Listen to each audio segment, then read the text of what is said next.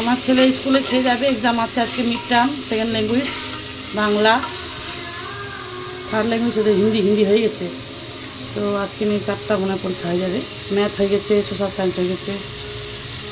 আমি ফোন করছি মানে